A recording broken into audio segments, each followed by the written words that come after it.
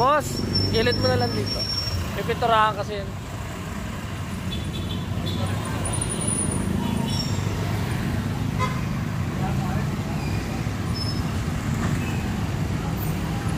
So ito, pipinturahan na naman. Burahin yung mga pangalan. Kay.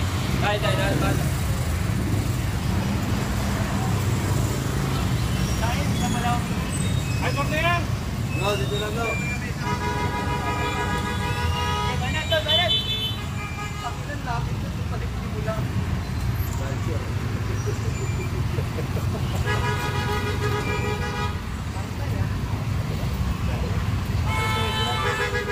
Nakakit ka lang eh. Pare pa yung...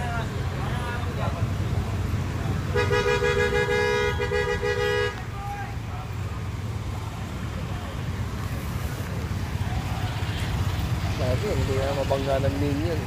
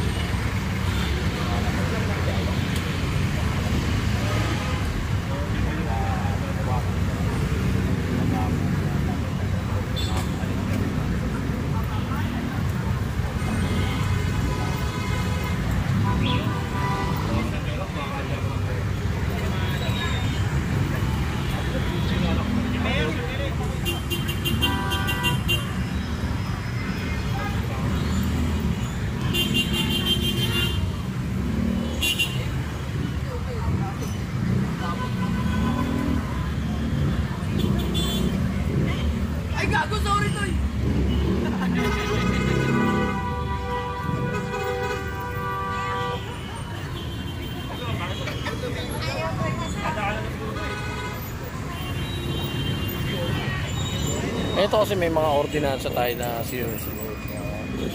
Bawal maglagay ng pangalan ng politiko. Ultimo nga si Yorme. Kahit nung nakaraang siya pa yung mayor dito, ayaw niya ipalalagay yung pangalan niya. Dahil ang katwiran palagi, ito, galing sa pera ng bayan. Kaya... kung public servant ka, hindi na daw kailangan pa ilagay yung pangalan. Okay na yan, ganyan. Ano na lang, pangalan na lang ng barangay.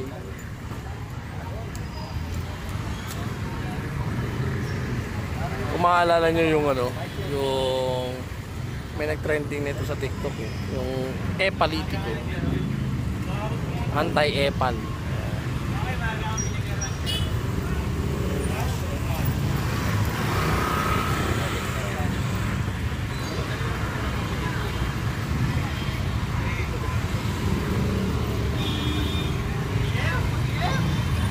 Kaya yun, sa mga barangay chairman na may mga project na ganito, huwag nyo na ilagay daw yung pangalan ni Mayor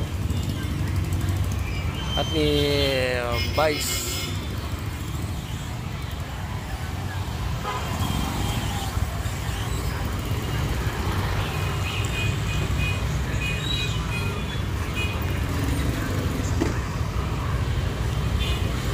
Kasi buburahin lang din. Sayang, di ba? Ay din mural na lang o logo ng City Hall o kaya yung lungsod ng Maynila, mga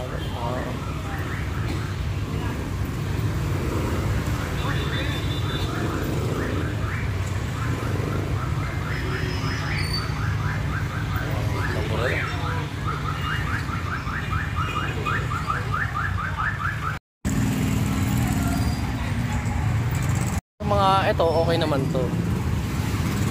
Pero ito ata sa may mga Kagawad saka SK, sabi ni Kapitan, sila na lang daw ang magbubura. So ito na lang, okay na to. Pangalan na lang ni Cap. Pero itong barangay 234 zone 2, okay na yan. Tapos mga logo na ganyan, okay lang. Huwag na yung pangalan. Dito tayo sa Tayuman, tapat ng Immaculada.